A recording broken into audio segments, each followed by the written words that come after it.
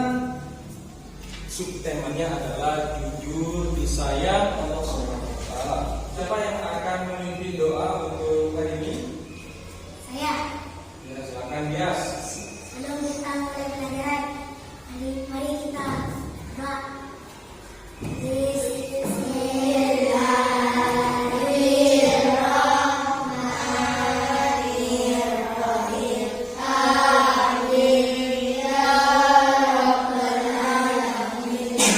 Silakan berdiri dulu. Kita akan membaca Pancasila sebelum memulai pelajaran. Silakan berdiri. Kali ini yang akan memimpin adalah Unis. Ya, dibaca bersama-sama. Pancasila. Pancasila. Satu, ketuhanan yang Maha Esa. Dua, kemanusiaan yang adil dan beradab. Tiga, persatuan Indonesia. Empat, kerajaan yang dipimpin oleh hikmah kebijaksanaan dalam kemusyawaratan perhatian. Lima, keadilan sosial bagi seluruh rakyat Indonesia. Silakan duduk. Karena sebelum melanjutkan, saya akan terlebih dahulu menyampaikan tujuan dari pembelajaran kita hari ini, yaitu tujuannya yang pertama adalah agar nanti setelah kalian mengikuti pelajaran ini, yang pertama adalah kalian bisa mengartikan jujur, bisa menjelaskan tentang jujur. Kemudian yang kedua, kalian juga mampu menjelaskan keutamaan orang yang berperilaku jujur. Dan yang ketiga adalah kalian mampu menyebutkan perilaku hikmah dari perilaku jujur. Bahwa jujur itu adalah suatu hal yang sangat penting dalam kehidupan sehari-hari. Namun sebelumnya, kira-kira apa yang dimaksud dengan jujur ini? Ada yang mau menjawab? Apa artinya jujur? Jujur itu apa? Siapa yang mau menjawab? Silakan langsung maju dan jawab. Allah. Unis. Apa artinya jujur, Unis? Jujur adalah kesesuaian antara yang diucapkan atau diperbuat dengan kenyataan yang ada. Oke, kita dulu Pak Unis. Contohnya seperti apa? Nah, contohnya itu misalkan kalian ditanya tentang suatu kejadian, lalu kalian menyampaikan sesuai dengan keadaan yang sebenarnya, tanpa ditambah juga tanpa dikurangi. Selanjutnya, apa keutamaan daripada berbuat jujur di sini sudah ada. Silakan Bias yang nomor 1 dibaca. Satu, kebajikan. Kebajikan itu maksudnya apa? Ada yang tahu? Maksudnya, ketika seseorang berbuat jujur, berkata jujur, berperilaku jujur, maka dia hasilnya adalah kebajikan. Akan mendapatkan kebajikan atau kebaikan. Yang kedua, Alvin. Yang kedua, Disayang Allah dan akan mendatangkan keberkahan. ya, disayang oleh Allah dan mendatangkan keberkahan. Yang ketiga, Bapak Putri, kamu. Yang nomor 3, orang jujur dihormati. Ya, kalau orang yang berbuat jujur biasanya dia itu dihormati, disegani oleh orang lain. Kenapa? Karena dari Prabowo seperti Nabi Muhammad dulu, beliau itu orangnya sangat jujur, gak pernah beliau itu berbohong. Makanya beliau mendapat gelar Al-Amin. Tahu apa artinya Al-Amin? Dapat dipercaya karena saking jujurnya Rasulullah SAW. Sekarang yang keempat, coba yang di belakang kepada kita. Iya, orang jujur itu dipercaya oleh orang lain. Misalkan kamu berbuat sesuatu atau mengatakan sesuatu, orang akan langsung percaya. Kenapa? Kalau kamu itu jujur. Kalau kamu sudah terbiasa jujur, nantinya orang itu langsung percaya dengan apa yang kita katakan. Yang kelima, Fikri. Hidupnya tenang. Nah, ini yang kelima. Hidupnya, kalau orang berbuat jujur, maka hidupnya akan menjadi tenang. Itu gimana? Kalau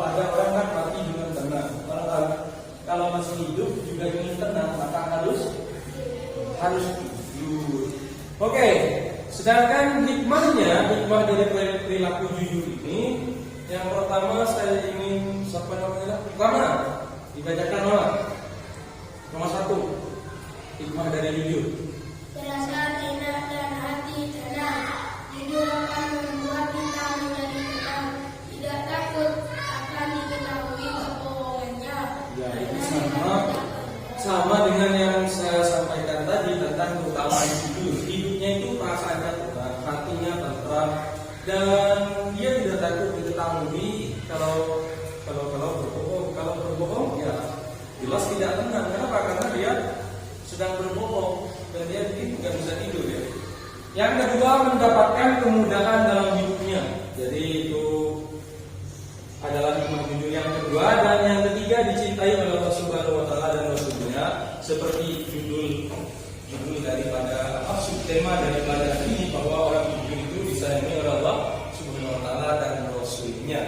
Rasulullah itu selalu menganjurkan, bahkan Rasulullah itu mencontohkan baik perkataan ataupun perbuatan, maka semuanya harus jujur. Kemudian yang paling terakhir, ini adalah sesuatu yang sangat berbahaya. Apa ini bacanya bersama-sama yang nomor terakhir? Selamat dari azab dan bahaya. Ya, tentu saja kalau orang jujur itu akan selamat dari siksa, azab itu siksa, dan juga dari segala bahaya. Dan sekarang adalah ini petakannya. Kalau kita berbohong, apa yang akan kita dapat kalau kita tidak jujur alias kita suka bohong? Yang nomor 1 dibaca sama-sama. Siapa yang akan percaya pada pembohong? Gak ada kan? Gak ada yang percaya. Yang kedua, tidak tenang karena sering bohong. Dia selalu tidak tenang hatinya, khawatir, takut kalau kebohongannya terbongkar. Yang ketiga dibaca bersama-sama. Dibenci orang lain. Yang terakhir,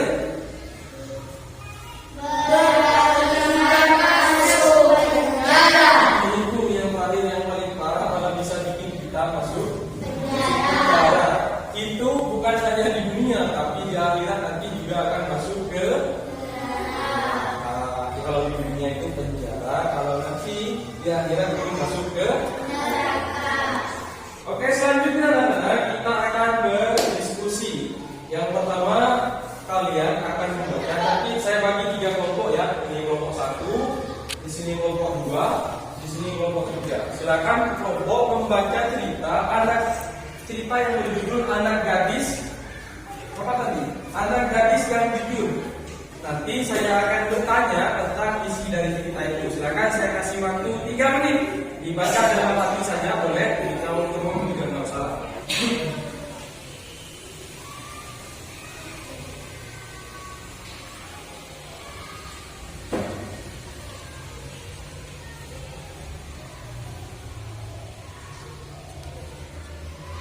Diskusinya sudah selesai. Sekarang saatnya kalian menyampaikan apa yang telah kalian berhasil simpulkan daripada cerita atau dari cerita Anak Gadis yang jujur ini. Nah, sekarang ini kan kelompok 1, tadi ini kelompok 2, kelompok 3. Kita akan mulai dari kelompok 1. Nah, apa yang didapat daripada hikmah dari membaca cerita Gadis yang Jujur itu? Apa kira-kira kesimpulannya? Coba siapa? 1 dulu. Lebih baik berkata jujur daripada berkata bohong. Lebih baik berkata jujur daripada berkata bohong. Oke, bagus. Ada lagi? Fikir. Orang yang jujur hidupnya tidak tenang. Oke. Itu dari gadis yang ada di dalam cerita itu, katanya ketidakjujuran itu akan menyakiti hati alias tidak tenang hidupnya. Oke, sudah cukup untuk kelompok 1. Oke, kita pindah ke kelompok 2. Sekarang kelompok 2, apa keuntungan dari sifat jujur menurut kisah yang tadi kalian baca dari gadis yang jujur, cerita gadis yang jujur. Silakan siapa yang mau menjawab?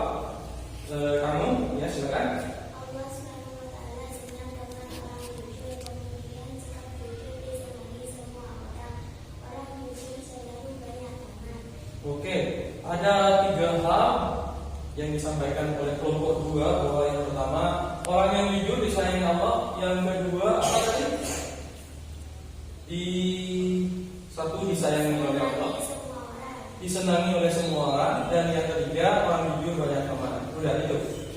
Oke, sekarang kalau sebaliknya, kalau orang yang tidak jujur, nah ini ada dalam kisah ini, dalam kisah gadis yang jujur. Apa saja kalau misalkan kita berperilaku tidak jujur alias bohong, akibatnya coba kelompok sini perwakilannya Dias. Allah tidak senang kepada orang yang tidak jujur, dan orang tidak jujur akan membenci semua orang. Ya, ada dua. Yang pertama disampaikan oleh Dias adalah kalau orang tidak jujur itu tidak disenangi oleh Allah. Yang kedua juga tidak disenangi oleh orang lain, alias tidak banyak teman. Oke. Bagus, kalian diskusi diskusi kita selesai. Kita akan menyimpulkan pelajaran kita hari ini dari awal. Apa pengertian dari yang pertama adalah apa pengertian dari jujur tadi? Berkata sesuai dengan keadaan yang sebenarnya, sesuai dengan kenyataan yang sebenarnya. Oke, keutamaannya kalau orang jujur itu banyak seperti tadi. Apa saja? Disayang Allah. Terus apa lagi? Banyak teman. Lagi? Iya, disenangi oleh semua orang. Terus apa lagi? Yang terakhir, kalau kita berbohong, apa yang kita dapatkan kalau kita tidak jujur? Dibenci oleh orang-orang. Semua orang benci. Terus kemudian juga yang kedua, Allah tidak senang. tidak disenangi oleh Allah. Terus yang ketiga apa lagi? Tidak ada teman. Tidak dijauhi oleh teman. Apa lagi? Pikiran tidak tenang. Kemudian yang terakhir adalah tidak dipercaya oleh orang lain kalau kita suka. Oke. Kalian, saya kasih tugas, saya kasih PR lagi. Nah, PR-nya di mana? Nanti saya kirim linknya di WhatsApp ya. Ya, karena biar yang lain juga bisa mengerjakan. Karena ini kan yang masuk hanya separuhnya. Siswanya hanya separuh karena sekarang masih PPKM alias dibatasi karena kondisi COVID ataupun Corona. Sedangkan untuk pelajaran kita selanjutnya itu temanya masih sama, aku anak soleh, cuman yang subtemanya adalah santun terhadap teman dan kemudian juga menghormati guru dan orang tua. Itu adalah pelajaran kita minggu depan ya. Jangan lupa kalian belajar di rumah. Oke, sebelum kita mengakhiri pelajaran kita hari ini, saya minta kalian salah satu di antara kalian untuk memimpin doa. Siapa yang memimpin doa sebelum ini selesai?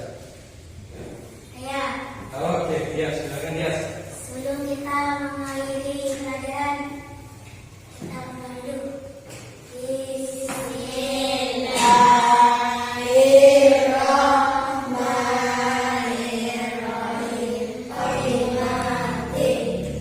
Baik, jaga kesehatan kalian. Jangan lupa pakai masker, cuci tangan, dan hindari kerumunan.